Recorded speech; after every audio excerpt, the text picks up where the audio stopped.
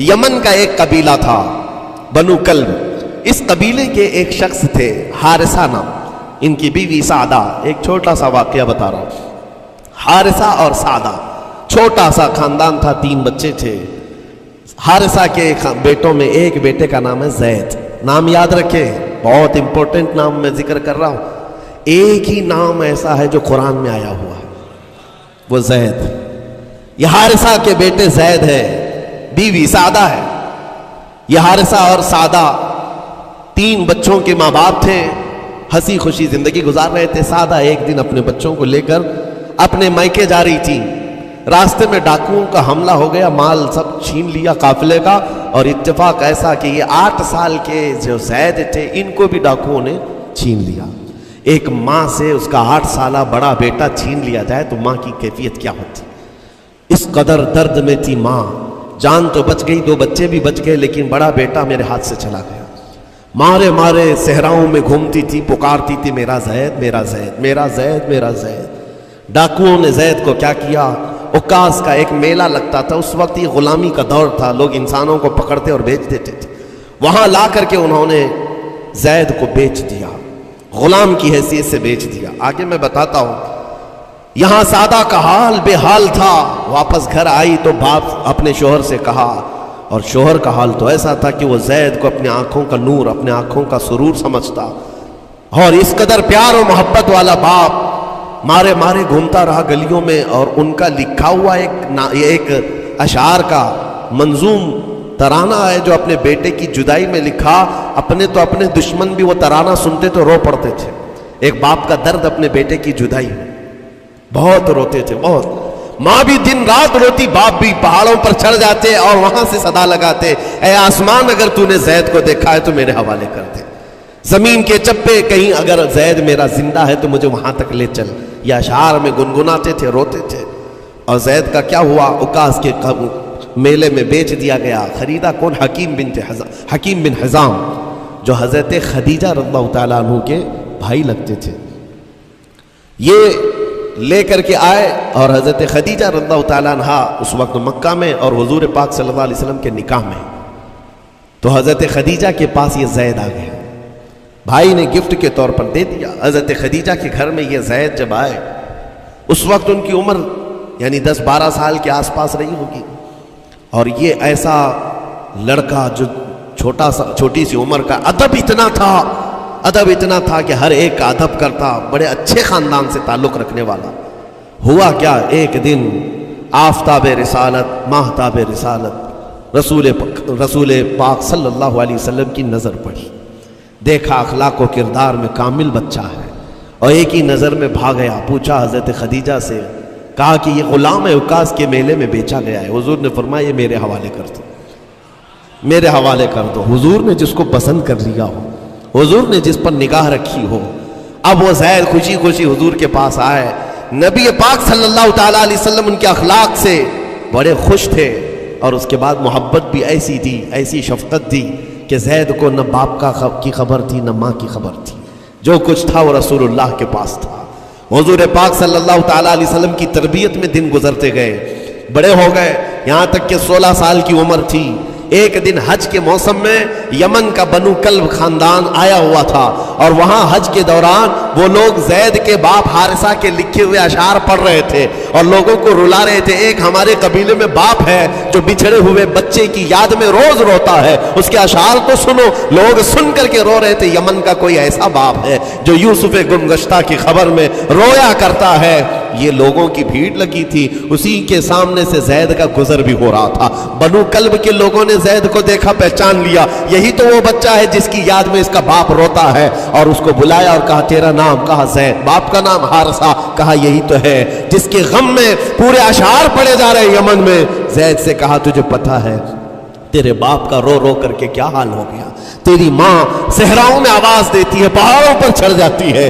ایک بچے کے لیے اس کے ماں باپ کی جدائی بتا دینا کتنی بڑی بات تھی. میرے عزیزوں، سالوں کی یہ گم گشتہ خبر پھر سے واپس مل گئی ہے. زید نے کیا کہا کہ اب میرے ماں باپ سے جا کر کہہ دیں کہ رونا دھونا بند کریں، اونٹوں کی طرح ادھر ادھر بھٹکنا بند کریں، انہیں میرا سلام پہنچائیں اور کہیں انہوں نے جہاں مجھے دیکھنا تھا اس سے بہتر جگہ میں ہوں. اس سے بہتر جگہ میں ہوں۔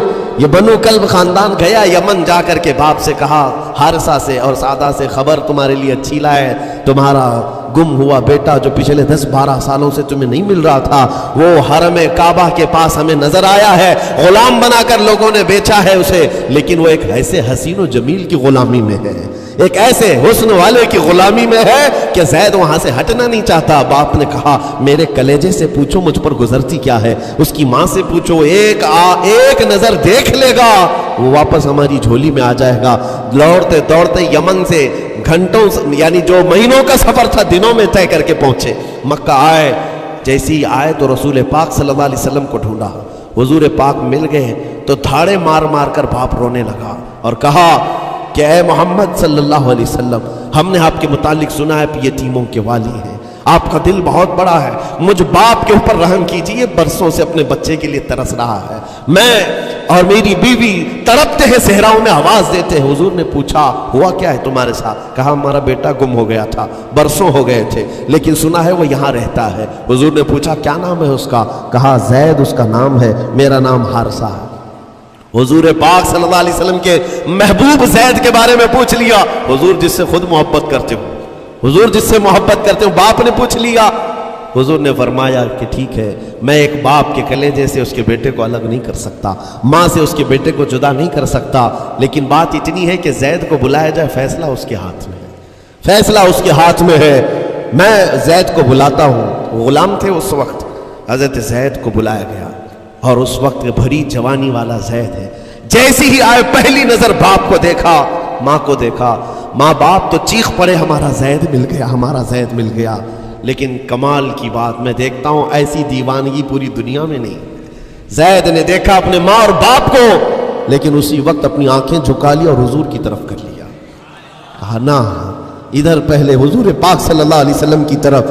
حضور نے دیکھا کہ زید ماں باپ کی طرف دیکھ نہیں رہے ہو، جو رو رو کر کے برا حال کر چکے ہو۔ حضور نے زید سے کہا پہچانتے ہو؟ کہا ہاں حضور یہ میرے باپ ہیں اور یہ میری ماں ہے، یہ میرے چچا ہے۔ حضور نے فرمایا پھر ملتے کیوں نہیں ہو؟ کہا سرکار اگر اجازت ہو تو ملوں گا، برسوں کا بچھڑا ہوا جوان ہے، آپ اجازت دو تو میں ملوں گا۔ نبی پاک صلی اللہ علیہ وسلم نے فرمایا جاؤ تمہیں اجازت ہے۔ جیسے ہی گئے اس منظر کو جو بیان کیا گیا ہے میرے عزیزوں، ہم پڑھتے ہیں تو آنکھیں بھیگ جاتی ہیں۔ ماں لپٹ کر کے اپنے بچے کو ہر جگہ چوم رہی ہو، باپ سینے سے لگا کر کے دھاڑے مار کر رو رہا ہو، پہلے تو غش کھا کر گر گیا تھا، پھر افاقہ ہوا، یہ دردناک منظر تھا۔ اس کے بعد زید بن حارثہ کو کیوں نہ تکلیف ہو، غم کیوں نہ ہو، ماں باپ بچھڑے ہوئے اتنے سالوں کے بعد دیکھنے کو ملے، دل پر کیا بیت رہی ہوگی۔ میری ماں وہی جو مجھے خشکیوں میں پالا کرتی، تریوں میں پالا کرتی، میرا باپ وہی جو خون پسینے کی کمائی سے مجھے کھلایا تھا، آج آ گیا ہے۔ حضور پاک صلی اللہ علیہ وسلم نے کہا زید یہ جو جذباتی منظر ہے اس کو ختم کر کے اب اعلان کر دو کہ تمہاری ماں آئی ہے تمہیں یمن سے لینے کے لیے، تمہارا باپ آیا ہے، تمہارا چچا آیا ہے تمہیں یمن سے لینے کے لیے، میں نے فیصلہ تمہارے حوالے کر دیا ہے، میں اپنے غلامی سے تم کو آزاد کر دیتا ہوں، تم بغیر کوئی فدیہ لیے ہوئے، بغیر کوئی پیسہ لیے ہوئے، اس وقت اپنے غلام کو کوئی چھوڑتا نہیں تھا، لیکن تمہاری ماں کا درد دیکھا نہیں جا رہا، میں آزاد کر دوں گا بغیر کسی فدیہ کے، تو اپنی ماں اور اپنے باپ کے پاس جا سکتا ہے۔ اتنا حضور کا فرمان، آزاد کر دینا مکہ میں آسان نہیں تھا، بیٹے کو آزاد کیا حضور پاک صلی اللہ علیہ وسلم نے، تب جانتے ہو وہ کمال کا بیٹا ہے زید بن حارثہ۔ اسی وقت اپنی ماں کو دیکھتے ہیں، باپ کو دیکھتے ہیں، چچا کو دیکھتے ہیں، اور اس کے بعد مکہ والے یہ منظر دیکھنے کے لیے جمع تھے، مخاطب ہو کر کے کہتے ہیں اے سارے مکہ والوں گواہ ہو جاؤ، میں اپنی زندگی حضور محمد مصطفیٰ کے لیے وقف کر دیا ہے، میں نے محمد عربی صلی اللہ علیہ وسلم کے لیے زندگی وقف کر دی ہے، نہ مجھے یمن جانا ہے، نہ مجھے بنو کلب جانا ہے۔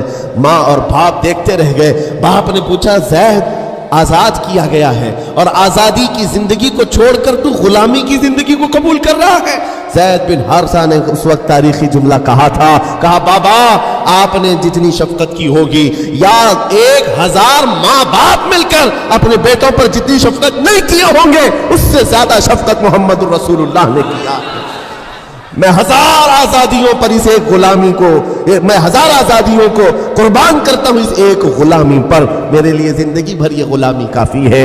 اتنا کہا تھا میرے آقا صلی اللہ علیہ وسلم نے اپنے باہوں کو پھیلا دیا، سینے سے لگایا اور زید بن حارثہ کو لے کر خانہ کعبہ کے پاس آئے۔ میرے عزیزو، ان کا حال بھی ایسا ہے کہ اگر کوئی ٹوٹ کر چاہتا ہے تو یہ نہیں ہے کہ تو چاہ رہا ہے، بلکہ ان کا حال یہ ہے اتنا دیا سرکار نے مجھ کو جتنی میری اوقات نہیں، یہ تو ان کا کرم ہے، ورنہ مجھ میں تو ایسی بات نہیں۔ آتا ہے فقیروں پہ انہیں پیار کچھ ایسا، خود بھیک دے اور خود کہے منگتے کا بھلا ہو۔